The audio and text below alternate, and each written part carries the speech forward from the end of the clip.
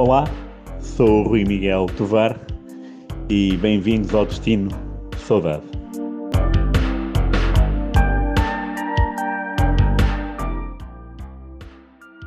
Ora bem, hoje viemos sem o nosso kilt, viemos sem kilt para cá, ao contrário do que é habitual. Não sabes? Vocês não sabem, mas Não, nem tu sabes. a nossa gaita de foles está aqui colocada ao lado, à espera que o Rui faça aqui algumas habilidades. Ruizinho, hoje vamos viajar até à Escócia, não é? É verdade, Glasgow. Muito boa tarde, é um prazer ter-te aqui à minha frente novamente, no nosso Obrigado igualmente. relevado Tapete verde natural. do Subútil.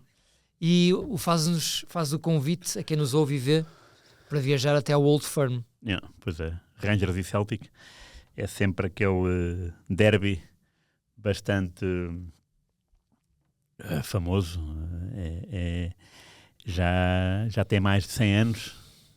O futebol das ilhas é fácil falar assim, não é? O nosso também já para lá caminha quase. Faltam só 10 aninhos para chegar aos 100, mas a Escócia de facto começou em 1800 e muito, portanto é outra carga emocional, e como são dois clubes da mesma cidade que estão sempre a revezar-se nos títulos de campeão escocês, escolhi este tema porque é este fim de semana ao jogo e porque deparei-me com uma curiosidade excêntrica e ao mesmo tempo, não sei se é negativa para o futebol escocês, mas para mim é.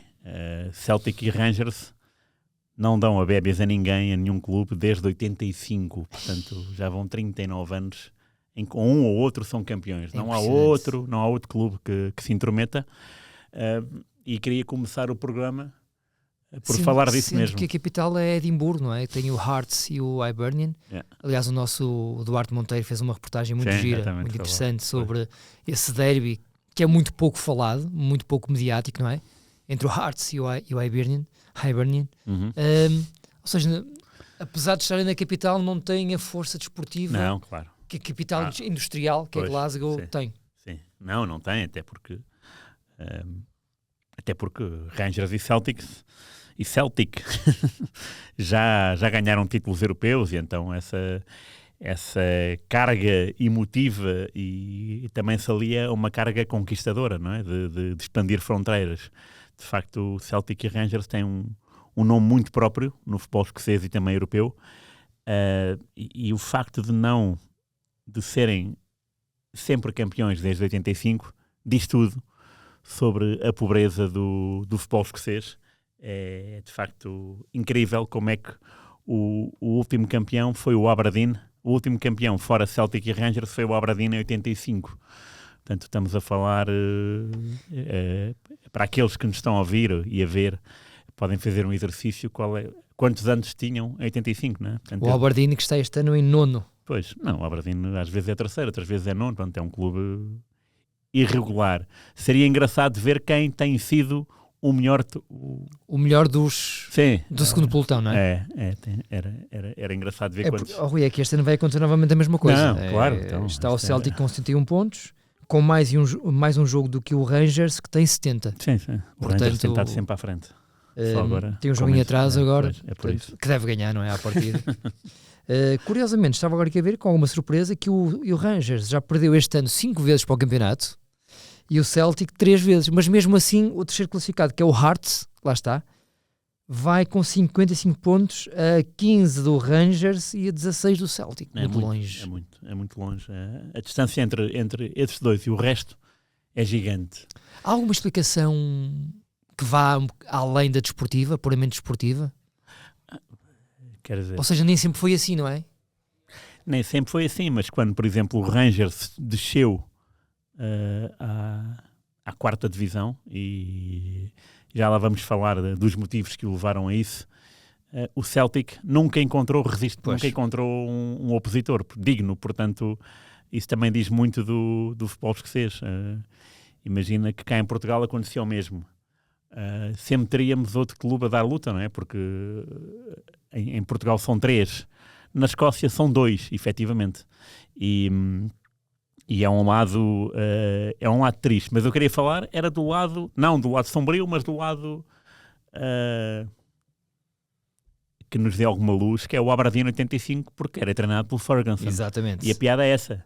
É o último homem a furar essa barreira, já está para lá da reforma, não é? E na altura foi bicampeão. Foi. Ganhou em 84, 85. 85, e curiosamente, em 82 e 83, antes deste bicampeonato do Aberdeen, o campeão foi o Dundee United. É verdade. E nesse ano o Aberdeen ganhou a taça das taças. Portanto, depois destes 3 anos mágicos, acabou. Celtic ou Rangers. Pois, exatamente. É incrível. Dá que pensar, o futebol escocês é um futebol muito peculiar, a seleção já produziu belos jogadores, na nossa memória podemos ter o Graham Souness, que chegou a capitão do grande Liverpool, por exemplo, mas a verdade é que entre europeus e mundiais nunca passaram da fase de grupos, nem sempre lá vão, e quando lá vão a figura que fazem é sempre a mesma, é não passar a fase de grupos. Não obstante, é curioso, Celtic já foi campeão europeu em Lisboa, 67, 2-1 ao Inter do Helénio Herrera. Ainda hoje o Jamor, o palco desse jogo, é alvo de visitas de adeptos de Romaria, escoceses, Romaria. E o Rangers ganhou uma taça das taças depois, em 72, e curiosamente é o primeiro clube da Europa a ganhar uma taça e no ano seguinte, na época seguinte, ser proibida pela UEFA de defender o título e ser afastada das competições europeias. Porquê? Porque essa final deu pancadaria de meia-noite entre adeptos escoceses, invadiram o campo 3 vezes e houve mortos e feridos. É uma coisa que não é muito falada. Falamos muito do Heysel. É claro que a tragédia dessa altura do Heysel tem mais dimensão porque foi televisiva, porque houve mais mortes, mas houve mortes nessa final de 72, ao ponto da UEFA excluir o Rangers. Portanto, há uma história de conquistas. Eu comecei por falar disso. Celtic em 67 e 5 anos depois o Rangers, quase na mesma moeda, ganhou a taça das taças. Não deixa de ser um título europeu. E é muito esta rivalidade acentua-se ano após ano, porque de facto são os dois gigantes do futebol escocês, e é curioso olhar para trás e perceber que houve um Aberdeen que foi bicampeão. O Aberdeen, portanto, o Ferguson foi contratado no final dos anos 70. O Aberdeen tinha um título de campeão escocês. O Ferguson foi campeão em 80. Portanto, segundo título, o Aberdeen não ganhava desde 55. 55, 80 e depois 83, aliás, 84, 85. Sendo que 83 o Aberdeen cometeu a proeza de ganhar a taça das taças quando só tinha um título, 2 títulos de campeão escocês. Engraçado, não é? E ganhou o Real Madrid, 2-1. O Aberdeen tem 4 títulos escoceses. Escoceses, exatamente. O Aberdeen, o Ferguson, nesses 2 anos de conquistas, estou só a falar de conquistas nacionais. Portanto, internacional ganhou a taça das taças, ganhou bem, ganhou o Real Madrid. O Jock Stein, que é um treinador escocês também muito conhecido e que foi quem venceu a Taça dos Campeões pelo Celtic em 67, tinha dito ao Ferguson para amansar a fera do Real Madrid. O treinador era o Di Stefano. E então há fotografias que o Ferguson foi ao balneário do Real Madrid antes do jogo dar uma garrafa de whisky ao Di Stefano. E pronto, criou ali uma situação de cavalheirismo. Portanto, os repórteres internacionais que conheciam um pouco o Aberdeen e que idolatravam o Real Madrid e o Di Stefano, de repente acharam piada ao gesto do Ferguson. Tal como os jornalistas, todos acharam piada. A comunidade internacional, afinal, o Aberdeen, que é uma equipa pequena, está aqui a demonstrar um fair play imenso. E a ideia de Jock Stein era mesmo essa. Era tipo, vais lá, dás a garrafa de whisky e o jogo parece que se transforma, porque as pessoas vão começar a olhar para o Aberdeen como uma equipa simpática. Já era, mas assim então, muito mais simpática, e tu depois no jogo aplicas a estocada final. E resultou. O Aberdeen ganhou 2-1. É uma conquista inesperada, porque o Real Madrid era o favorito por larga margem. Ganhou o Aberdeen, começou aí a nascer espera lá, que este homem, este Alex Ferguson, é mais do que um treinador. E é. E depois, nesses 2 anos, o que é que o Aberdeen é bicampeão escocês? no primeiro ano, 83-84, chega às meias finais da Taça das Taças, é eliminado pelo Porto, pelo tal gol do Vermelhinho em Aberdeen, 0-1. No nevoeiro de Aberdeen. No nevoeiro de Aberdeen, curiosamente, quando foi o sorteio, o Alex Ferguson já conhecia o Porto, e há registros da bola e do recorde, mas da bola, e o Ferguson esteve nas Antas a ver um Porto Sporting desempate para a Taça de Portugal antes de jogar com o Porto a primeira mão, nas Antas. E esse desempate foi 2-1 para o Porto, o Jordão marcou no primeiro minuto e o Porto deu a volta. O Sporting acabou com 9, foram expulsos Mário Jorge e Roger Wilde, e o Ferguson ficou muito, muito, muito chateado com esse jogo, porque como o Sporting não foi um adversário de valor, o Porto... Ele não conseguiu retirar desse jogo a informação. O Porto não provou nada e, portanto, o Ferguson não retirou nenhum dividendo na sua deslocação às Antas. E ele próprio diz isso, e até o Jornal da Bola faz, não diria manchete, mas é uma informação que passa na primeira página, o jogo com o Sporting não me valeu de nada. Porque não houve resistência por parte do Sporting. Portanto, acabou de 11-9, o Porto ganhou 2-1, seguiu em frente. E depois o Aberdeen foi eliminado pelo Porto. Não obstante, o Aberdeen foi campeão escocês nesse ano. No ano seguinte, já tinha perdido o Gordon Strachan. Craque. Que é um craque, não é? Mesmo assim, foi contratar o McDougall. E o McDougall, que veio da segunda divisão escocesa, foi o melhor marcador da primeira escocesa pelo Aberdeen, com 25 golos. E, portanto, o Aberdeen conseguiu a proeza de ganhar 2 títulos. Não um, mas 2 títulos seguidos, portanto juntou o bicampeão de verdade, relegando Rangers e Celtic para um plano bastante secundário. Na baliza já estava o eterno Jim Leighton. Pois, imagino. Era tantas cadernetas em que ele aparece. Com dentes, sem dentes, era um homem multifacetado. Esta vitória do Porto em Aberdeen aconteceu no dia 25 de abril de 1984. Foi, verdade. Exatamente 10 anos depois da Revolução dos Escravos cá em Portugal. Sim, é verdade. Gol do grande Vermelhinho aos 76 minutos. Gostava de entrevistar o Vermelhinho, mas não dá, é fugidio ele. É tipo em guia. É difícil, agarrá-lo é difícil. Foi o António Moraes que esteve no banco. Já. Sim, já era António Moraes. O Zé Maria Pedro estava já doente. Já estava acamado. E o Porto alinha aqui com o Zé Beto, João Pinto, Eurico, Lima Pereira, Eduardo Luís, Jaime Magalhães, Jaime Pacheco, Frasco, António Sousa, Vermelhinho e Fernando Gomes. Saíram do banco de suplentes José Alberto Costa e Quinito. Boa. Que era um jovem talentoso na altura. Sim, não confundir com o Quinito. Não, claro. Das Barbas. Sim, são 2 figuras. uma em cada plano. Mas continua, Ruizinho, estou a gostar. Não, isso é só para definir que de facto o campeonato escocês é bipolar em demasia, cansa, porque todos os anos, ou melhor, vou gostar de saber quando é que vai haver uma surpresa. Até pode nunca mais haver, mas espero que as coisas mudem, porque assim o futebol não tem interesse de ser seguido. Mas é curioso porque estava a falar disso, ou melhor, o Rui Pedro Silva dos Matraquilhos é que se meteu comigo sobre, então estás aí no Porto e o que temas é que vais gravar? E eu disse isto. E ele enviou-me uma informação sobre um helicóptero e eu desconhecia o que era. Então, o que era o helicóptero? Houve um campeonato escocês, é porque o campeonato escocês é bipolar, mas a verdade é que muitos desses campeonatos até são decididos ao golo, ao minuto, ao segundo, entre Rangers e Celtic. Portanto, entre Rangers e Celtic costuma haver algum equilíbrio.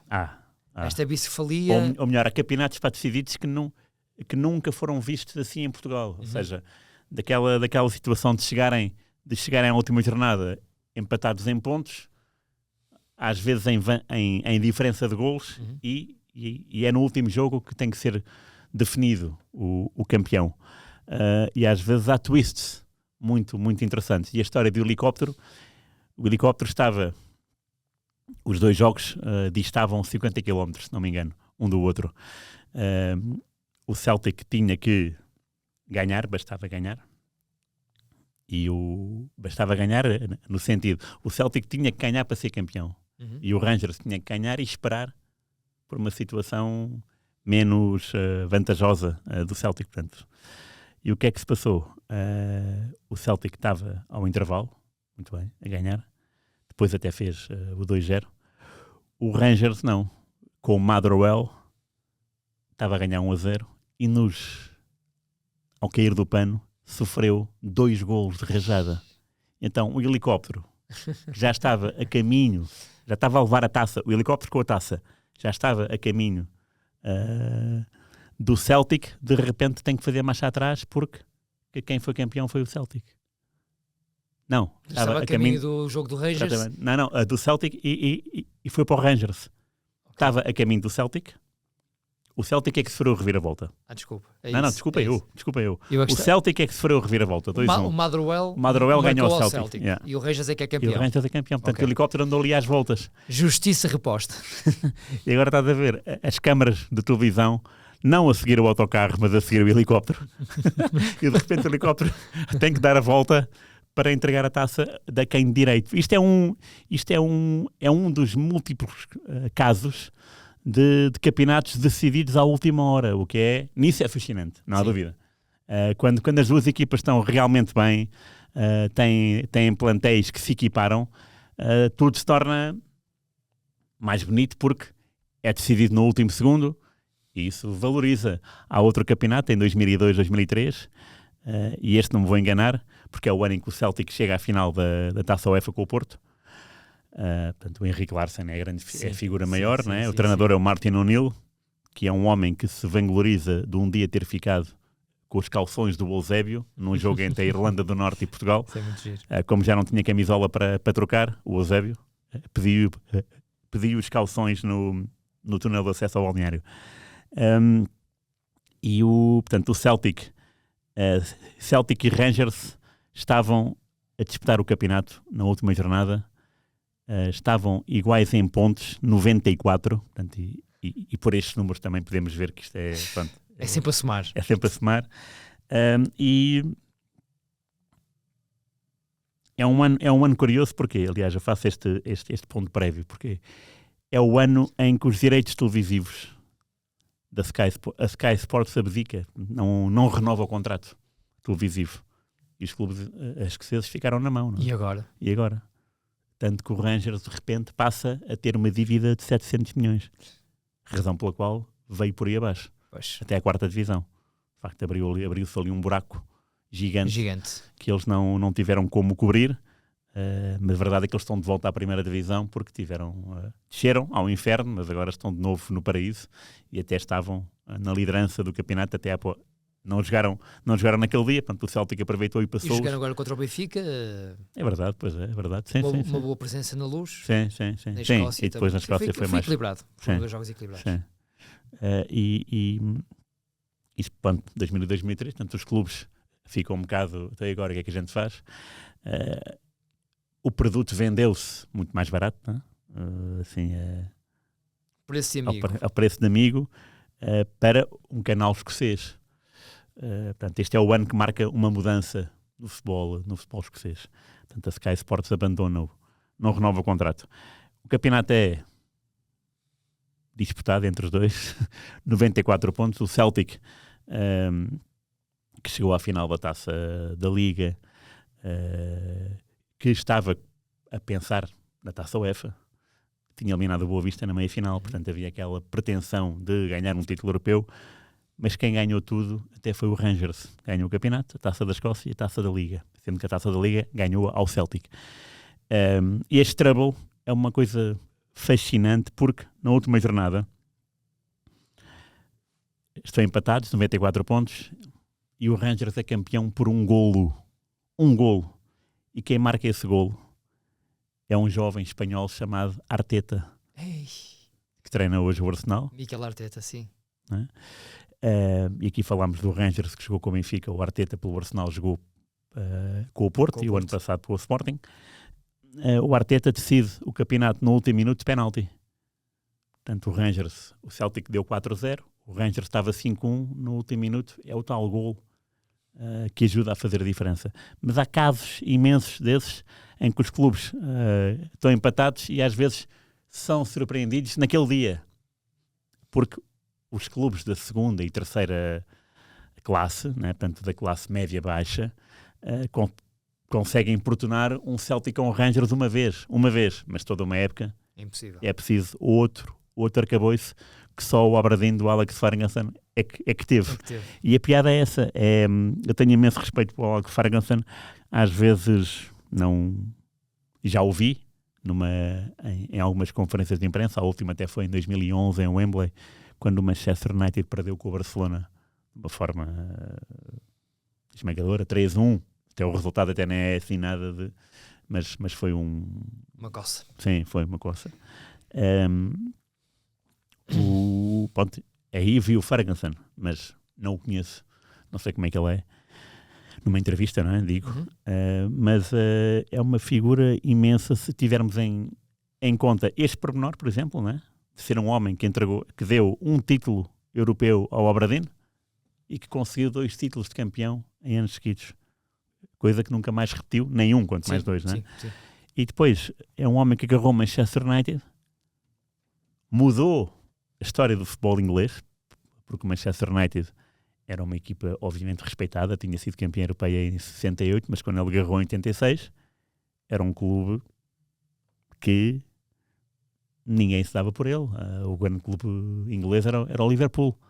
Pois, mas acontece que o Alex Ferguson teve um mérito naqueles anos todos, de 86 até que 2000, e ele abandonou o futebol, 2012. 12, pai. Sim. Teve o mérito de ultrapassar em número de títulos o Liverpool, que quando ele chegou em 86 era todo impensável deixar isso. Ele conseguiu, teve esse mérito. Mais mérito ainda é ele abandonar o Manchester United e o Manchester United nunca mais ser campeão inglês.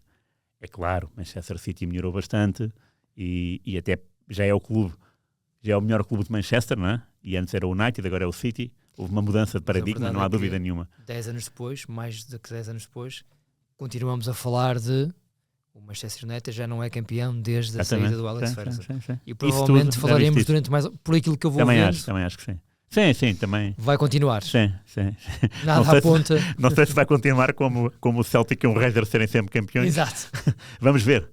Qual é que é o primeiro a quebrar a barreira? Há claramente 3 equipas mais fortes do sim, que o United, claro, em Inglaterra. Claro. Sim, pelo menos 3. Sim, é verdade. E não se vê o United com oportunidade de superar qualquer uma delas, quanto mais as 3. Não. Portanto, são estes 2 trabalhos do Ferguson que me fazem pensar. É um homem que mudou a história de 2 países, que continua na história desses 2 países e que mudou a cultura de 2 clubes. Completamente. Incrível. E é muito raro isso acontecer. É claro, a gente pode falar de tanta gente que mudou, de facto, que mudou do rumo da história. Olha, o Ranieri foi campeão no Leicester. Ok, muito bem, claro, é meritório. Foi espetacular. Grandioso, sem dúvida. Foi uma vitória grandiosa. Muito mais saborosa do que o gol do Agüero no último minuto ou outras conquistas, tipo o Leicester ser campeão. É maravilhoso. Mas este homem, estamos a falar de um homem que viveu 2 dinastias, no Aberdeen e no United, e conseguiu construir à sua maneira 2 equipas que hoje têm que ser valorizadas por tudo aquilo que fizeram. É uma mudança esmagadora. Estamos a falar de 2 eras com muitos anos de vida. Não é? Portanto, o Ferguson foi contratado no final dos anos 70. No final, acho que foi em 77, acho eu, pelo Aberdeen, e esteve lá até 86. Portanto, foram 9 anos. Ele teve 9 anos num clube, no Aberdeen. Depois teve mais, de 86 a 2012, faz quantos anos? Vai 20 e quanto? 24 mais 12, 36. Viveu 2 vidas. Incrível. E nessas 2 vidas ele mudou os 2 futebols.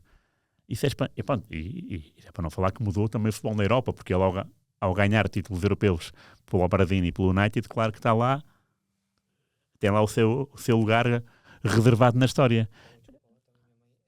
Não, e sobre o Ferguson, só continuando, e a verdade, a forma como tu ouves os jogadores dele, do United, a falarem sobre o Ferguson, eu acho... Tirando o Roy Keane, não é? Tirando o Roy Keane. Mas os miúdos mais da geração do Beckham e do Paul Scholes, claro, não. Tu percebes as razões daquele sucesso. Yeah. Percebes a forma como ele lidava com os miúdos, mesmo a forma como ele conseguiu domesticar o Henrique Cantona, que nunca foi obviamente um animal enjaulado, mas tinha uma liberdade Sim. relativamente controlada. Isso explica muito do sucesso do United de Ferguson. E havia mais bad boys, o Schmeichel também também tinha um comportamento, também era sui generis. O Cantona seria excêntrico, o Schmeichel seria sui generis. E ele conseguiu transformar uma equipa e valorizar jogadores que nos passariam ao lado noutra equipa qualquer. Eu diria o Dennis Irving, para mim. Ei, Dennis Irving. O lateral esquerdo. Que vais ver os números dele. É de uma regularidade. Está lá sempre, portanto joga quase sempre. E o Gary Pallister. Não, eu ia para esses nomes que não são muito falados, que as pessoas não cultivaram, mas estavam lá. Estavam lá sempre. Fora os outros, Brian Robson, né? Robson. O Paul Ince, o Kanchelskis, depois há reforços, né? Kanchelskis, o próprio Ronaldo, obviamente, né? Mas há aqui jogadores que ele ajudou a transformar e fez crescer. O Lee Sharp, que era um miúdo muito prometedor, lembro-me se recordas. Até não sei. Era um bocado o Wonder Kid, que depois acabou por não... Nós temos aqui o Steve Gillette, nosso editor do Playmaker. Por acaso, a semana passada fomos jogar futebol e foi antes do jogo do Rangers Benfica, acho eu. E eu perguntei-lhe, Steve, mas se o Rangers e o Celtic competissem na Premier League inglesa, tu onde é que os colocarias no patamar de qualidade? E ele disse-me, mais ou menos ali a partir do top 10 para baixo. E eu perguntei-lhe, mas vocês na Inglaterra, e ele é de Manchester, de Reading, olham com alguma atenção para a Liga Escocesa? E ele começou-se a rir, não. Claro. Olhamos com atenção para a League One e para a League Two, e para a Liga Escocesa, não. Ou seja, apesar da proximidade geográfica, também há algum desinteresse, não é? Então, e também é motivado por isto, não é? Sim. Se não há competitividade, qual é que é o interesse? Sim. De seguir. Sim. Não é isto. Tu às vezes estás em setembro e pronto, e já viste este filme, não é? E estamos em setembro ainda. Faltam 8 meses de competição e qual é o interesse disto? A mesma o interesse é ver o último dia. Será que eles vão estar ali empatados e o último dia é interessante? E pode ser. E aí qualquer um, até o último classificado, pode quebrar a onda vitoriosa do futuro ex-campeão, não é? Portanto, o Celtic pode achar que vai jogar ao campo do Motherwell e está resolvido. E depois pode haver um jogador do Motherwell que marque 2 golos. Luizinho, sabes quantos portugueses jogaram no Celtic até hoje? Portugueses no Celtic. Obviamente o Cadete é um, Jorge Cadete. Paulo Bernardo agora é outro. O Jota só é outro. Já chegaste lá, não penses mais. Não há mais? São 3. São 3? Ok, olha, vês. Curiosamente o Jota tem 83 jogos e 29 golos. Não. 28, desculpa, okay. pelo Celtic. Jorge Cadete, 52 jogos, 39 golos. Sim, senhor. Herói, não é? Herói em Glasgow, no lado católico. E o Paulo Bernardo está a fazer uma boa época com 25 jogos e 3 golos. Ok. Portanto, são os 3 portugueses que já vestiram a camisola verde e branca listada horizontalmente do Celtic. Já vou fazer o mesmo exercício com o Rangers, mas antes queria te perguntar uma coisa. Já assististe ao vivo ao Old Firm? No Ibrox, sim. Viste um Rangers Celtic? Rangers 0, Celtic 2. Eu sabia. O treinador era o Pedro Caixinha, do Rangers. Bilhetes para a bancada do Rangers, não é? Era uma altura é tão bom como dizem? Sim, é. Só que naquela altura o Celtic estava uns graus acima do Rangers. O Rangers tinha vindo... Estava agora na fase de estava na retoma. Ressurreição. Sim, estava. E notava-se uma diferença entre os dois. E portanto não foi um jogo equilibrado. O Celtic ganhou e bem. E portanto não... Agora, um ambiente à volta do estádio muito interessante. Eu lembro de ter chegado muito cedo. Eu cheguei na véspera, mas acordei cedíssimo para estar no estádio, para ver o ambiente. Eu tinha ideia que o jogo era ao meio-dia e eu estava lá desde as 9 da manhã e fui assistindo à onda, não é? Muito engraçado, essa parte é muito engraçada. E diz-me uma coisa, os adeptos do Celtic deslocam-se ao Ibrox para o Old Firm? Sim. E o contrário também acontece? O contrário eu não posso dizer, não vi, não é? Naquele dia vi, E foi Pacífico. tranquilo. Sim, Tranquilo. sim, naquele dia foi tranquilo, mas lá está, o Celtic vinha de uma série de títulos nacionais seguidos, e o que pairava no ar era: se o Rangers ganhar, é uma surpresa. Não aconteceu, foi 0-2, mas o ambiente foi um ambiente feliz para um adepto que cai lá de paraquedas como eu. Fiquei muito contente por ver o jogo. Agora, já experimentei, obviamente, estádios em que o ambiente mete mais medo, no bom sentido. Sim. E que te mete mais adrenalina. Ali notei um ambiente de alguma expectativa por parte do Rangers, mas é o que eu digo, já havia alguma diferença e o Celtic estava por cima. Nesse Rangers jogava Bruno Alves, só que Bruno Alves não tinha sido convocado para esse jogo e portanto falhou. Okay. Mas ias falar de portugueses no Rangers, lembro-me do Pedro Mendes. São seis, meu amigo. 6 já? 6. Está bem, Capucho, não é? Portanto, já disseste Pedro Mendes, já disseste Capucho, Bruno Alves. Já falaste de Bruno Alves 3. Posso dar o Fábio Silva 4, que está lá este ano. Claro, sim. Faltam 2. 2? Não me lembro de nada. Não, vais dizer eu. Um defesa central do Futebol Clube Porto, atual. Atual? Defesa central do Porto atual? Quais são os defesas centrais do Porto atuais? Pepe, Marcano, Otávio Ataíde, Zé Pedro e Fábio Cardoso. Pois foi. Fábio claro. Cardoso. Pois é. Fábio Silva fez 14 jogos e 4 golos. Fábio Cardoso, 18 jogos. Bruno Alves, 25 jogos, 2 golos. Capucho, 28 jogos, 5 golos. Pedro Mendes, 50 jogos, 4 golos. E falta o recordista. Porque surpreendeu-me olhar para esta lista. Sabia que ele tinha jogado lá, mas não sabia que era o jogador português com mais jogos pelo Rangers. Zembucha, estou aqui. Epá, não te consigo dar pistas sequer. Daniel Candeias. Candeias, ok. Números importantes: 96 jogos, 14 golos pelo Rangers. Deixa-me ver quantos anos é que ele jogou lá. Já agora, Candeias, que está atualmente a jogar no Kocaelispor da Turquia. Ok, sim senhor. Fez 2 épocas lá, de 2017 a 2019, mas com muitos jogos. 45 jogos numa época, 51 jogos noutra época. Sim, eu lembro. Ok. Agora que falas nele, claro que me lembro. Mas o primeiro a marcar no Old Firm foi o Pedro Mendes. Okay. E até me lembro do golo, assim, um remate o fora da área. O Cadete não marcou? Não marcou, o Cadete não marcou. Disso ninguém fala no lado verde da cidade. Jorge Cadete. Nunca marcou, não. Foi Pedro Mendes o primeiro. Pedro Mendes que até foi campeão pelo Rangers em 2009 ou 10, não me lembro agora. Esse cara até foi nos dois, mas em 2009 foi campeão, lembro-me disso. Lembro-me de escrever a notícia. E o Cadete, lembro perfeitamente da euforia que se criou à volta dele. Também foi incrível. Ele chegou ao meio de uma época em que marcou golos, mas depois na outra foi uma coisa, foi um furacão. O Cadete, de facto, eu sigo numa rede social, não sei em qual, no Instagram ou Facebook, e ele ainda agora, há menos de um mês, foi convidado pelo Celtic para ser novamente homenageado no estádio. Ele esteve lá com o Rod Stewart, não foste tu que não foi, não? Acho que fui eu que mandei essa foto. A verdade é, ele e o Rod Stewart. Duas grandes figuras do mundo do Celtic. Incrível. Está ali uma menina a entrar nesta altura. Será que ela vai aparecer nesta gravação? Queres entrar, Emma? Queres dar aqui um beijinho ao papá? Podes aparecer aqui no programa, no Destino de Saudade, anda lá. O Rui está sempre com saudade da Emma, portanto faz todo sentido. Antes de passarmos aqui para o Domingo Esportivo, vamos pôr aqui a Emma em cima do nosso relevado sútil. anda aqui com o Igor. É um momento diferente.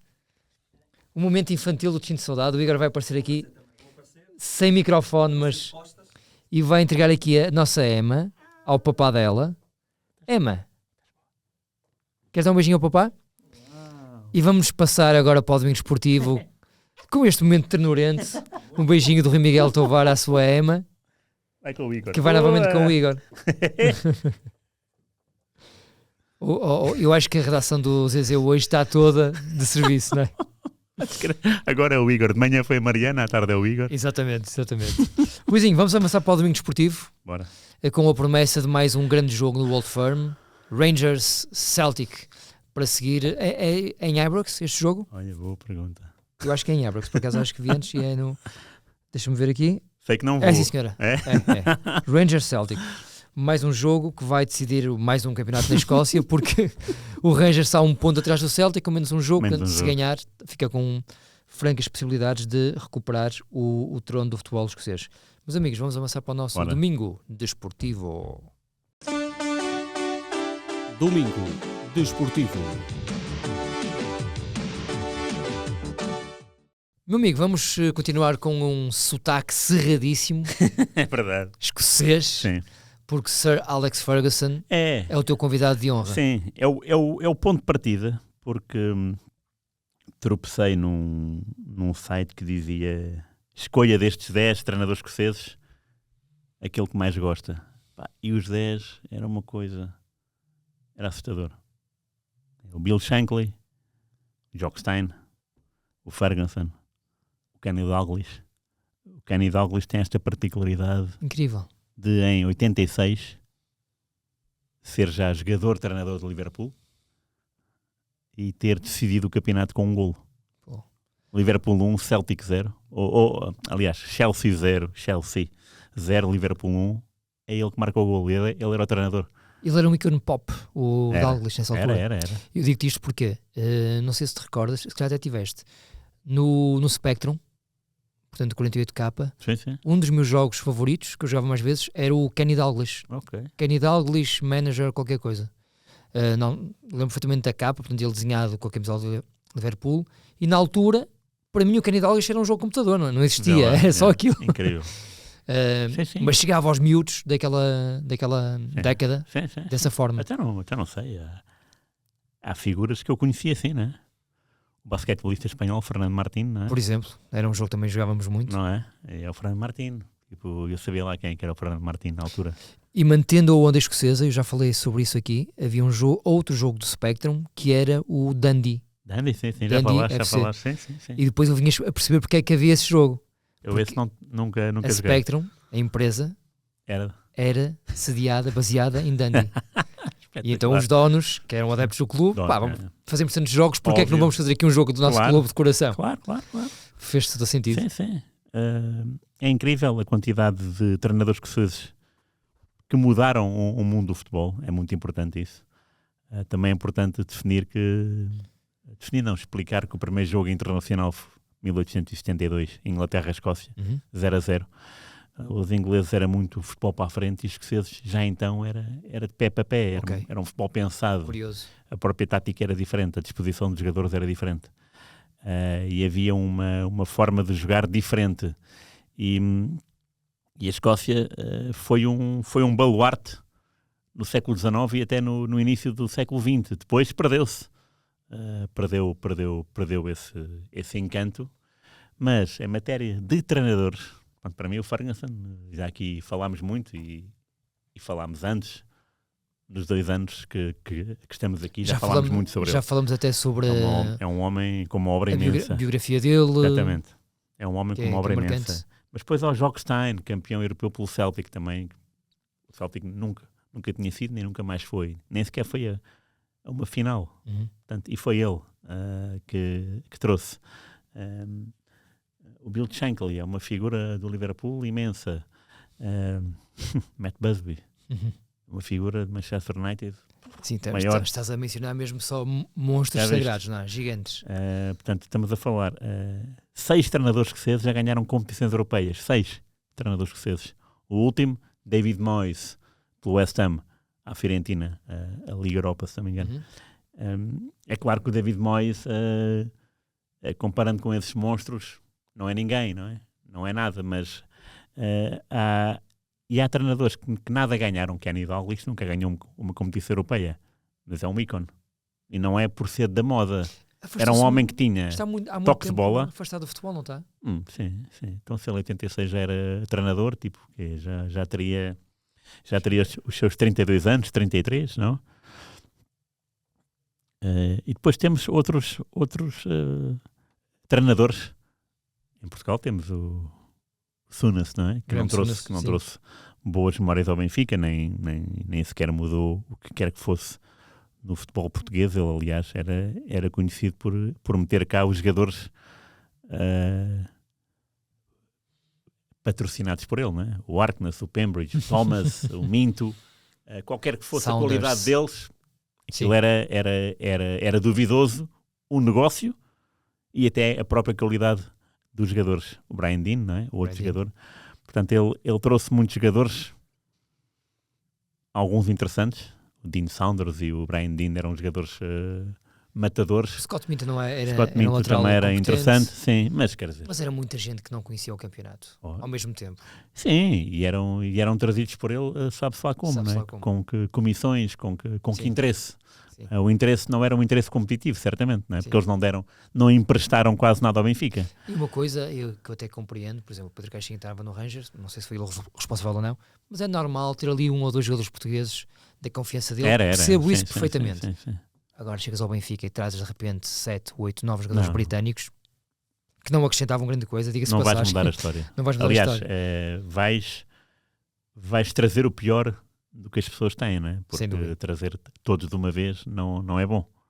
Rui, desculpa lá só um pequeno parênteses, Kenny Dalglish tem 73 anos, Pois, então já está. 7-3, e está afastado do futebol, pelo menos como treinador, desde 2012, portanto há 12 anos, tinha 61 anos.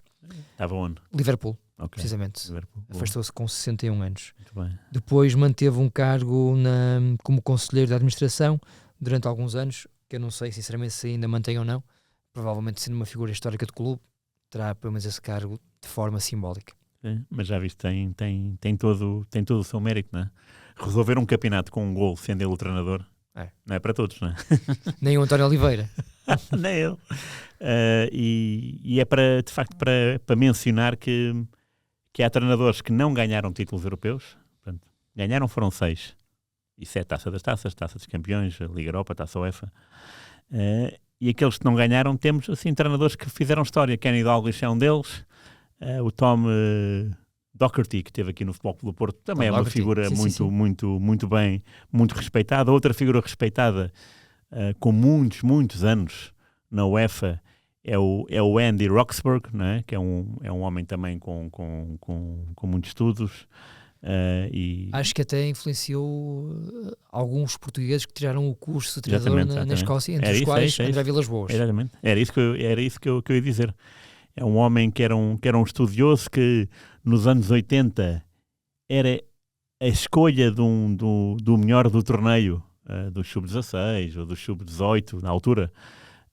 Passava por ele. Portanto, o Andy Roxburgh era um homem que estava atento ao fenómeno da formação.